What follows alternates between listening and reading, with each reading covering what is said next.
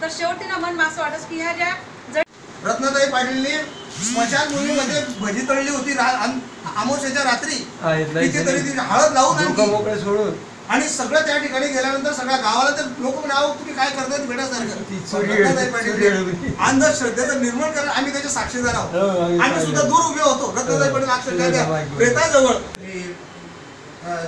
धुळे आकाशवाणी केंद्रावरती पिंपळपार नावाचा जो ऐराणी कार्यक्रम आहे तो 5-7 वर्षापासून मी लिहित असतो.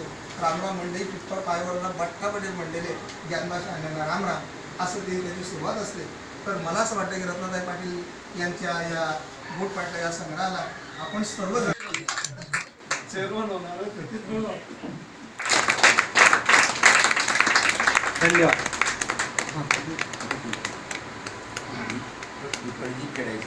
हो खेळायचे सांगितलं की दुःखाचा सारीपाठ मांडता येतो. सारीपाठ करताना त्याच्या मातून जे दुःख असतं ना ते दुःख फक्त एकट्यालाच भोगावं लागतं. आणि या दुःख भोगलेल्या दुःखाचं मला असं वाटतं की रत्नाताई पाटील या वारसदार आहे असं मला खूप सगळं सांगता येईल. यामध्ये खूप कथा चांगल्या मांडलेल्या आहेत. तर शिक्षण शाळा याच्या भोवती या सगळ्या कथा मिळलेल्या आहेत. खेड्याभोवती या कथा मांडलेल्या आहेत.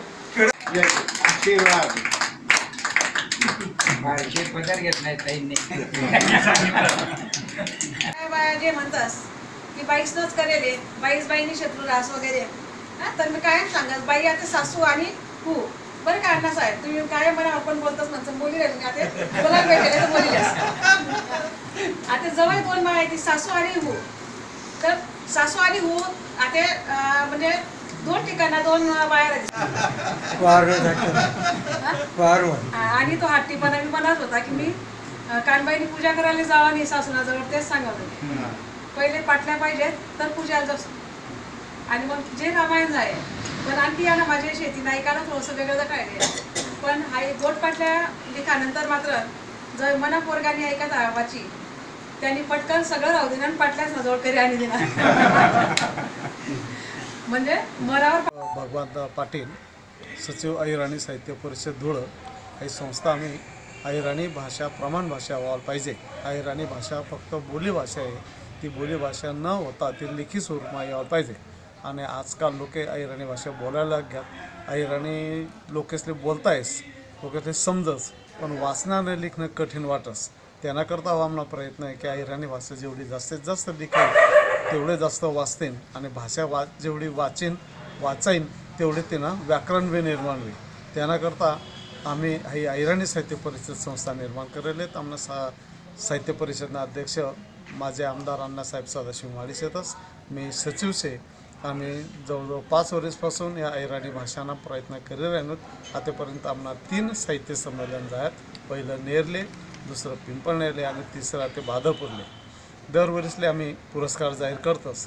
बना कुंभार गुरुजी यासना संस्थाने आम्हाला 1 लाख रुपये दिले होतात. त्यानं मग आम्ही जे व्याजेस त्या व्याजमध्ये पुरस्कार देतच. तसंच डॉक्टर अरुणकुमार साळुंके यासने नानासाहेब जुलाल भिलाजीराव पाटील यासना नाथून आम्हाला 25,000 रुपये दिलात. त्यांना व्याजेस आम्ही आतापर्यंत 4 लोकांसले पुरस्कार दिला.